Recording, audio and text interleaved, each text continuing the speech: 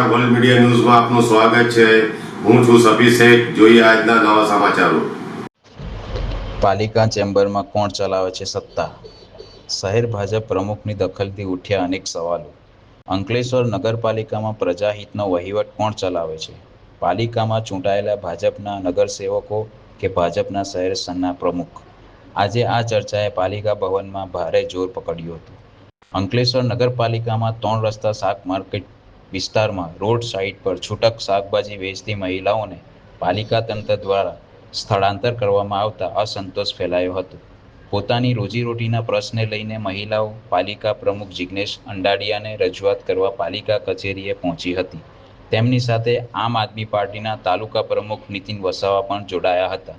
રજૂઆત દરમિયાન પાલિકા પ્રમુખ જિગ્નેશભાઈ સાથે ચર્ચા ચલાવી રહી હતી ત્યારે ત્યાં જ હાજર રહેલા પ્રમુખ ભાજપ ધર્મેન્દ્ર પુષ્કરના અચાનક ચર્ચામાં જોડાતા વાતાવરણ ગરમાયું હતું। નીતિન વસાવા અને ધર્મેન્દ્ર પુષ્કરના વચ્ચે ઉગ્ર શબ્દાંતિક બોલાચાલી સર્જાતા પાલિકા કચેરી રાજકીય અખાડામાં ફેરવાઈ ગઈ હોવાની ચર્ચા શરૂ થઈ છે।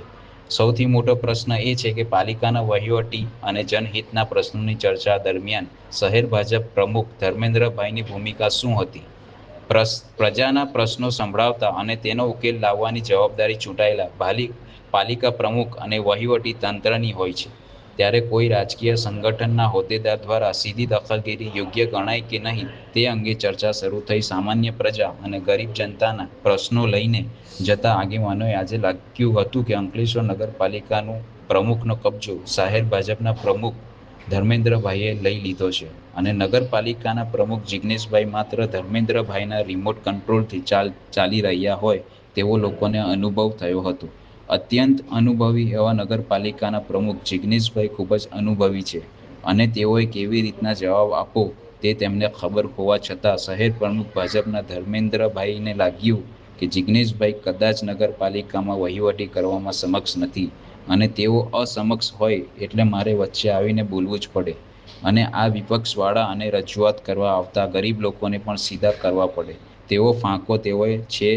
અંકલેશ્વર નગરપાલિકામાં છેલ્લા ઘણા સમયથી ભાજપની સત્તા છે અને હાલ પણ સ્પષ્ટ બહુમતીથી સત્તામાં આવ્યા બાદ હવે આ ગરીબ કચડાયેલા લોકો અને એક વખત મત આપી ચૂકેલા મતદારો હવે અમારું કંઈ નહીં બગાડી શકે એમ હિટલરશાહી મનમાનીપૂર્વક પાલિકા ચલાવી શકીશું।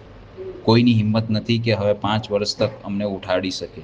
ત્યારે લોકો ચર્ચામાંથી જાણવા મળ્યું કે હવે કદાચ આવનારા દિવસોમાં એવું નહીં થાય કે અંકલેશ્વર નગરપાલિકાની ચેમ્બરમાં પ્રમુખની બાજુમાં જ શહેર ભાજપાના પ્રમુખ બેસીને તમામ વહીવટ કરશે એટલે કે અંકલેશ્વર નગરપાલિકાના શાસનનો કબજો કદાચ શહેર ભાજપના પ્રમુખ લઈ લે તો તેમાં કોઈ બેમત નથી તેવી ચર્ચાઓએ જોર પકડ્યું છે।